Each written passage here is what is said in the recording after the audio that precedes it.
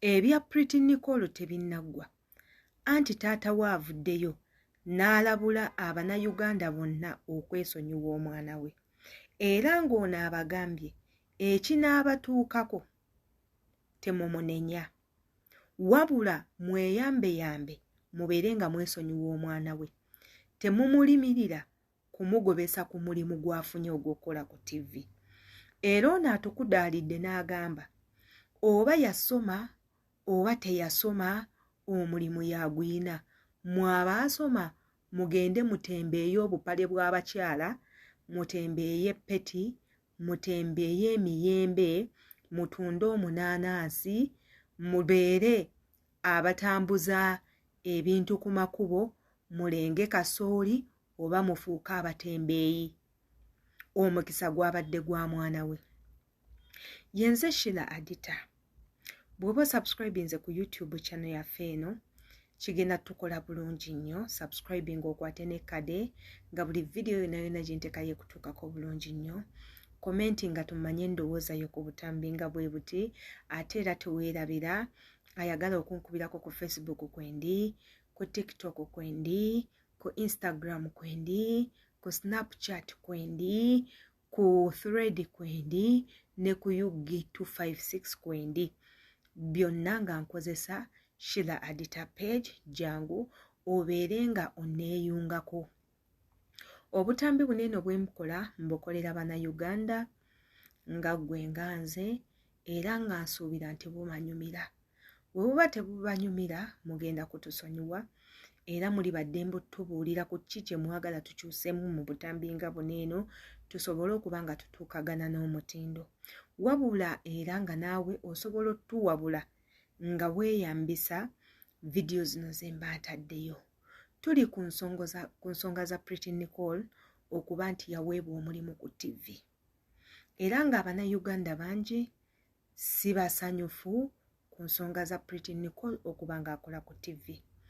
Twaleeta obutambi bungi nnyo ne tububateerayo wano eno obw'Abannayuganda omuli bamaama ne bataata n'abalina baganda baabwe nga bali mu kwemulugunya ku lwaki omwana ono yaweebwa omulimu okukola ku mpewo.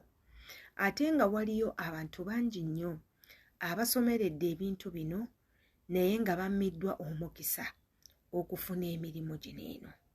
Wabula ne balonda omuntu atayina yadde ka certificate ka P7 abeere nga yakola omulimu.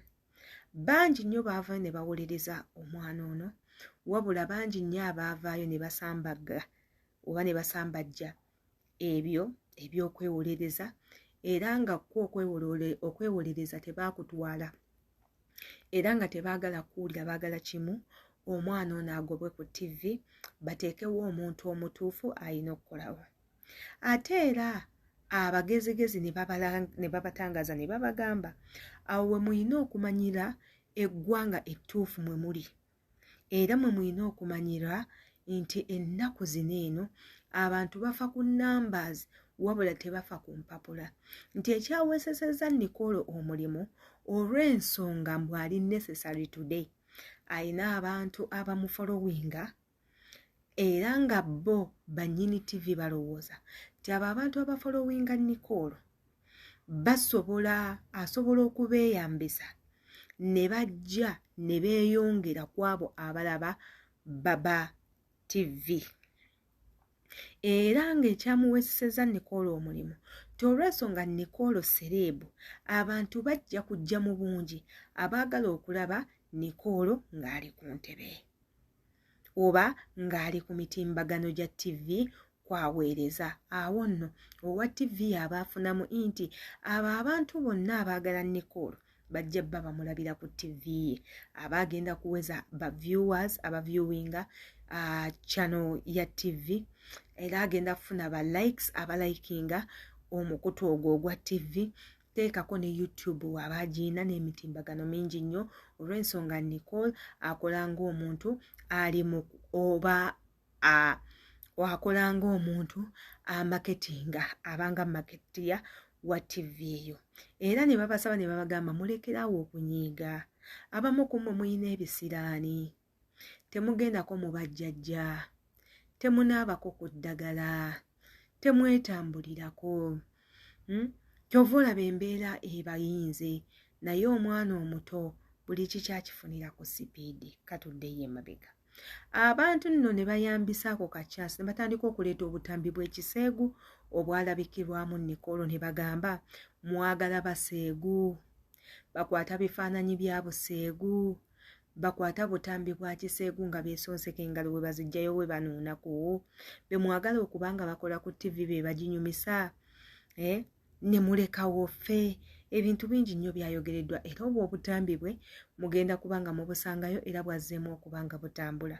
Wabula nze nga Adita, nze nalaba ekintu ekyakolebwa kikyamu, kuba tulina baganda baffe bangi nnyo nga beetaaga emirimu egyo, okutwala ebitone byabwe mu maaso, teekako n'ebintu bye baasomerera.